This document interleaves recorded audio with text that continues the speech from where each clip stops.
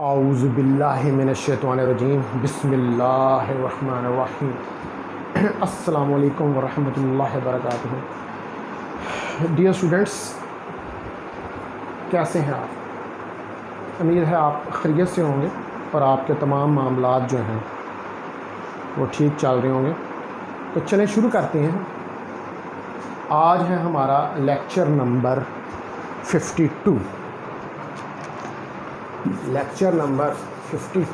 और इसमें हम आज पढ़ेंगे energy mass equivalence.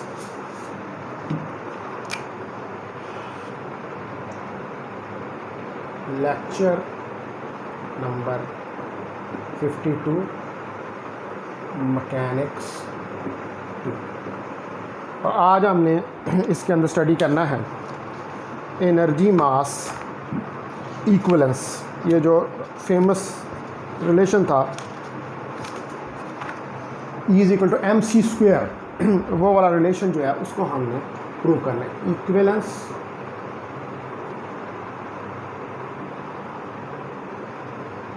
Of energy mass relation.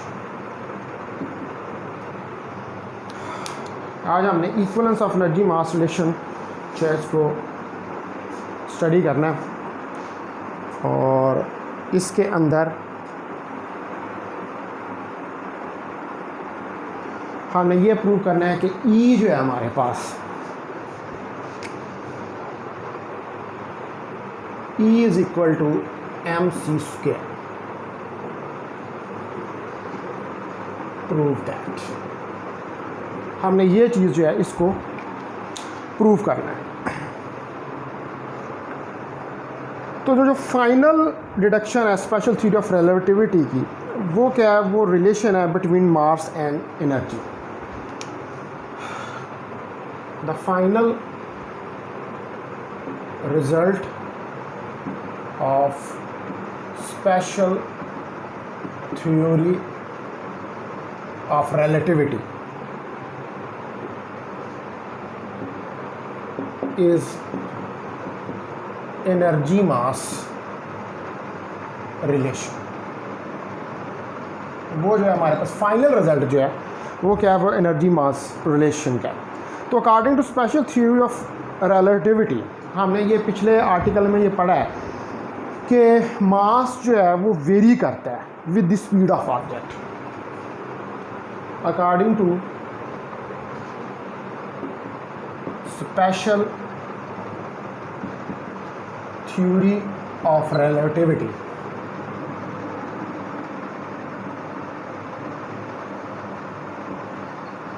mass varies as the speed of object increases। हमने ये देखा था कि जब स्पीड ऑफ ऑब्जेक्ट इंक्रीज करती है मूविंग फ्रेम के अंदर, जो मास होता है वो बढ़ जाता है, वो इंक्रीज़ कर जाता है as compare to the frame के जो स्टेशनरी फ्रेम होता है। तो अकॉर्डिंग टू सेकंड लॉ, अब हमने ये रिलेशन प्रूव करना है। तो according to second law of Newton in terms of momentum,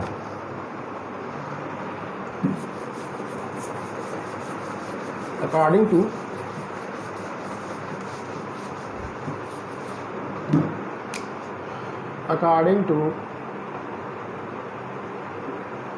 second law of Newton in terms of momentum। तो जो second law of Newton in terms of momentum वो क्या है कि F=dp/dt। ये फेमस आपने रिलेशन जो है ये पढ़ा हुआ है और हमें पता है कि यहाँ पर P जो है वो किसके बराबर है? mv के। अभी आगे मैं इसका मैग्नीट्यूड जो है वो यूज़ करूँगा। F=dp/dt और इसके अंदर d/dt अंदर रख दें mv। तो ये हमारे पास फोर्स आ जाएगी। इसका डिफरेंशियल ले लें तो F हमारे पास mdv/dt प्लस v dm/dt। ये चीज़ जो है ये हमारे पास आ जाएगी। ये इक्वेशन जो है ये हमारे पास आ जाएगा। ठीक है ये स्टूडेंट्स, तो अब ये हमारे पास इक्वेशन आ गया, तो हम कहते हैं कि ये कोई हमारे पास इक्वेशन नंबर 1 जो है वो आ गया। अब हमें पता है कि फोर्स एक्ट कर रही है बॉडी पर अलॉन्ग एक्स एक्सिस, और ये डिस्प्लेसमेंट कवर करता है डी एक्स, तो इसकी काइनेटिक एनर्जी फिर कितनी होगी? ठीक है,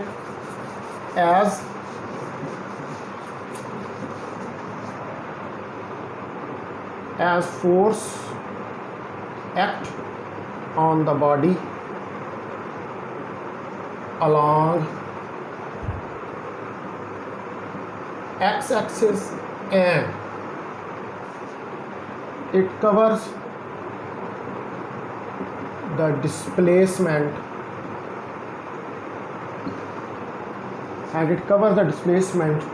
dx, so its kinetic energy, तो इसकी जो काइनेटिक एनर्जी है वो कितनी होगी? dt is equal to F D x.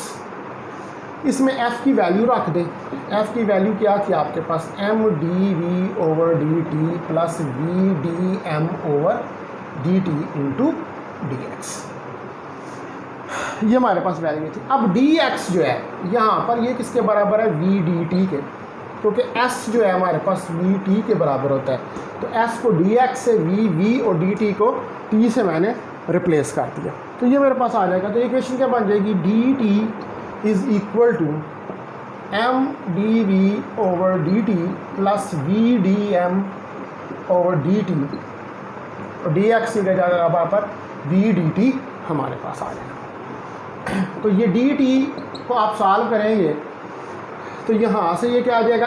M v d v plus v square D m, ये इक्वेशन जो है ये हमारे पास आ जाएगी। इसको आप क्या लें? ये इक्वेशन नंबर 2 जो है ये मेरे पास आ गया। अब हमारे पास मास वेरिएशन का जो रिलेशन है उसके मुताबिक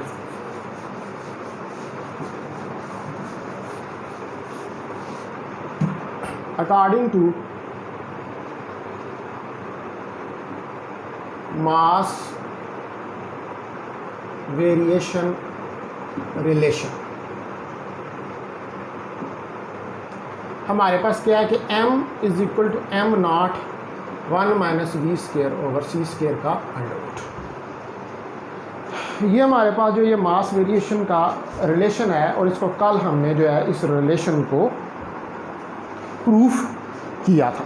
ठीक है डियर स्टूडेंट्स, तो अब आप इसका स्क्वायर ले लें दोनों साइडों पे, तो m square m naught square 1 minus we square over C square, इसको इस तरफ ले जाएं, तो m square 1 minus we square over C square m naught square, ये चीज़ आ जाएगी। यहाँ से m square C square minus we square is equal to M naught square, ये चीज़ आ जाएगी।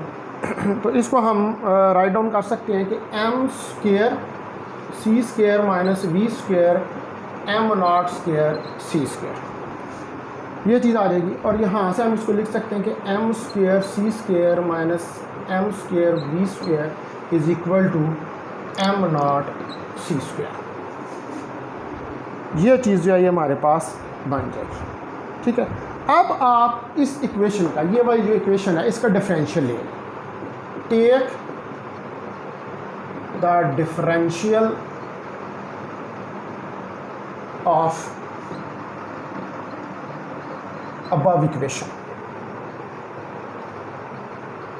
इस इक्वेशन का जो है वो आप डिफरेंशियल जो है वो ले लें इस इक्वेशन का। तो इसका डिफरेंशियल लेते हैं, ये मिटा देते हैं यहाँ से,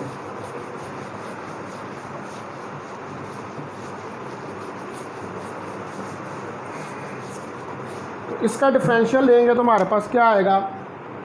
2m C square D M minus bracket शुरू 2m V square D M plus M square dot 2v D V is equal to 0।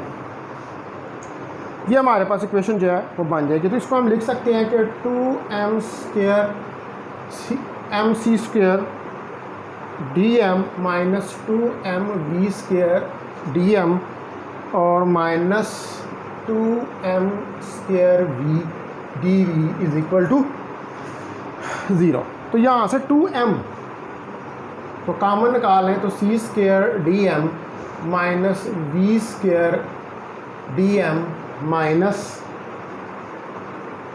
mv dv that is equal to 0। तो 2m is not equal to 0 but c square dm minus v square dm minus mv dv is equal to 0 के बराबर आ जाएगा।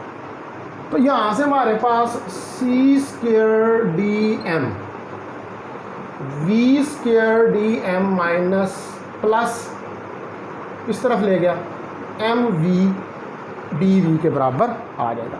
और ये हमारे पास equation number 3 जो है वो आ जाएगी। अब आप कंपेयर करें 2 and 3 को, कंपेयर 2 and 3 इक्वेशन। अगर आप 2 और 3 को कंपेयर करें तो dt मेरे पास c स्क्वायर dm के बराबर आ जाए। अब इस इक्वेशन को हमने क्या करना है, dt c स्क्वायर dm को, इसको हमने करना है इंटीग्रेट।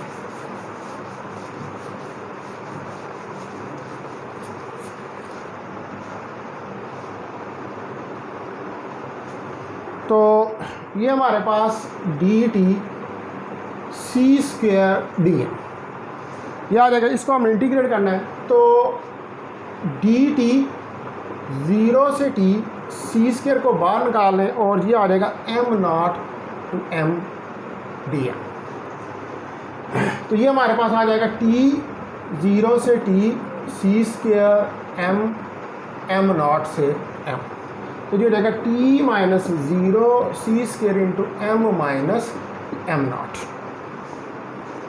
ये चीज़ है ये हमारे पास बन जाएगी। इसका मतलब है कि हमारे पास क्या आ गया, t हमारे पास आ गया m c square minus m naught c square के बराबर आ गया और t plus m naught c square is equal to m c square के बराबर जो है ये हमारे पास आ गया। तो यहाँ पर एम सी स्क्वेयर क्या है, m c square actually e है। तो e is equal to t plus m naught c square. ये हमारे पास रिलेशन जो है वो बन गया, e is equal to t plus m naught c square. ये रिलेशन आ गया।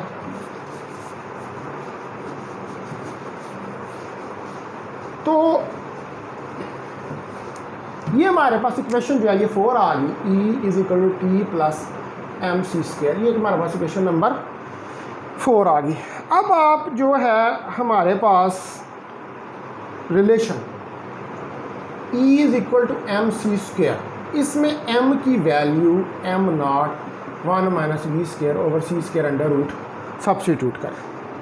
तो ये क्या आ जाएगा, e is equal to M naught C square divided by 1 minus we square C square का अंडर रूट। ये चीज़ बन जाएगी। और अगर मैं इसको ऊपर ले जाऊँ तो e is equal to M naught C square 1 minus we square C square power minus 1/2 हो जाएगा। और अप्लाई करो उस पर बाइनोमियल एक्सपेंशन और हायर टर्म्स को निगलेक्ट कर दो। Now apply binomial expansion and neglect the higher order terms। और neglect कर दें आप जो higher order terms हैं। तो हमारे पास क्या आ जाएगा, e is equal to m naught C square into 1 plus 1/2 v square C square up to 100। Higher order terms जो हैं उनको हमने निगलेक्ट कर दिया। अब ये इक्वेशन जो है इसको हम किस तरह राइट डाउन कर सकते हैं। आप देखें कि e m naught C square plus 1/2 m naught C square multiply by v square over C square up to so on. तो ये क्या आ जाएगा, e is equal to M naught C square plus c square से cut गया तो 1/2 m naught v square up to so on. तो अब हमारे पास ये आ गई इक्वेशन नंबर 5, ठीक है। There are 2 terms in the equation number 5। हमारे पास 2 टर्म्स जो हैं वो इक्वेशन नंबर 5 में हैं। फर्स्ट टर्म जो है वो रेस्ट मास एनर्जी है, m naught C square, rest mass energy of an object. एक है ये रेस्ट मास एनर्जी है एक ऑब्जेक्ट की। और सेकंड जो है, सेकंड टर्म जो है वो क्या है, 1/2 m naught v square. It is the kinetic energy of the object. तो ये क्या है, हमारे पास काइनेटिक एनर्जी है ऑब्जेक्ट की। तो ऑब्जेक्ट की काइनेटिक एनर्जी इंक्रीज करती है एज इट्स मास इंक्रीजेस, ठीक है। The kinetic energy of the object increases as the mass of object increases। तो जूं आप जो है वो इंक्रीज करते हैं मास को, तो मास को इंक्रीज होने से हमारे पास काइनेटिक एनर्जी जो है वो भी इंक्रीज होती है। तो ये हमारे पास जो है ये is equal to M naught C square plus 1/2 m naught v square, ये एनर्जी मास इक्वेशन का रिलेशन जो है वो निकल आया। अच्छा, अब ये इक्वेशन जो है e is equal to M C square, अगर हम इसको देखें, इसको थोड़ा सा डिस्कस करें इस इक्वेशन को physically according to special theory of relativity. तो आप देखें कि स्पेशल थ्योरी ऑफ रिलेटिविटी ये कहती है, अगर सी तो यहाँ पर कांस्टेंट है, तो स्पेशल थ्योरी ऑफ रिलेटिविटी ये कहती है कि E is directly proportional to M, यानी कि energy can be converted into mass and mass can be converted into energy. तो यहाँ पर अब जो law of conservation of energy है वो तो वायोलेट हो जाता है। Law of conservation of energy जो है वो तो ये कहता है कि हम एनर्जी को ना क्रिएट कर सकते हैं ना डिस्ट्रॉय कर सकते हैं, ठीक है, और हम सिर्फ उसको एक फॉर्म से दूसरी फॉर्म में कन्वर्ट कर सकते हैं। लेकिन जब हम माइक्रो स्केल पर चले जाते हैं, जब हम रिलेटिविस्टिक पार्टिकल्स की बात करते हैं, जहाँ पर हम स्पेशल थ्योरी ऑफ रिलेटिविटी की बात करते हैं, वहाँ पर ई जो है वो एम में कन्वर्ट हो सकता है और एम भी ई में कन्वर्ट हो सकता है, ठीक है। मास को हम एनर्जी में कन्वर्ट कर सकते हैं और एनर्जी को हम मास में कन्वर्ट कर सकते हैं, ठीक है। ये दोनों मैटर और एनर्जी एक दूसरे में कन्वर्टेबल हैं। इसका मतलब है कि एनर्जी और मास जब ये एक दूसरे में कन्वर्टेबल हैं तो एनर्जी जो है ये क्रिएट भी की जा सकती है और एनर्जी को डिस्ट्रॉय भी किया जा सकता है। इसका मतलब ये है कि जब आप स्पेशल थ्योरी ऑफ रिलेटिविटी में आते हैं तो वहाँ पर law of conservation of energy जो है वो वायोलेट हो जाता है। अब देखें ना कि मास एनर्जी में अगर हम एग्जांपल लें फिशन की, तो फिशन के अंदर क्या होता है, फिशन में जो है वो मास एनर्जी के अंदर कन्वर्ट हो जाता है, ठीक है, और एनर्जी तो मास के अंदर जो है भी कन्वर्ट होती है, ठीक है। फिशन और फ्यूजन का अगर आप प्रोसेस जो है उसको स्टडी करें तो इसमें ये दोनों काम हो रहे होते हैं, एनर्जी और मास एक दूसरे के अंदर जो है वो कन्वर्ट हो रहे होते हैं। तो लिहाजा इसका मतलब ये हुआ कि स्पेशल थ्योरी ऑफ रिलेटिविटी जो है, जब आप माइक्रो स्केल पे जाते हैं, ऐसे ऑब्जेक्ट्स के जो ज़्यादा स्पीड से मूव कर रहे होते हैं, वहाँ पर ई जो है वो डायरेक्टली प्रोपोर्शनल एम के, या एम जो है वो डायरेक्टली प्रोपोर्शनल है ई के, यानी कि ये दोनों एक दूसरे में कन्वर्टेबल हैं। ठीक है डियर स्टूडेंट्स, बहुत शुक्रिया। अभी मैं आपको जान के थोड़ा पढ़ा रहा हूँ, ठीक है, एक एक लेक्चर पढ़ा रहा हूँ। अभी 1-2 आर्टिकल रह गए हैं, उसके बाद आपका ये कोर्स जो है वो ख़त्म हो जाएगा। तो जान के पढ़ा रहा हूँ आहिस्ता, कि काफ़ी सारा कोर्स आपको कवर करवा दिया है, तो आप अपने पिछले लेक्चर जो हैं उनको कर सकें। उसके बाद मैं नेक्स्ट सेमेस्टर का कोर्स भी जो है वो उसकी वीडियोज़ भी अपलोड करना शुरू कर दूँगा। बहुत शुक्रिया डियर स्टूडेंट्स। अस्सलाम वालेकुम वरहमतुल्लाहि वबरकातुहू।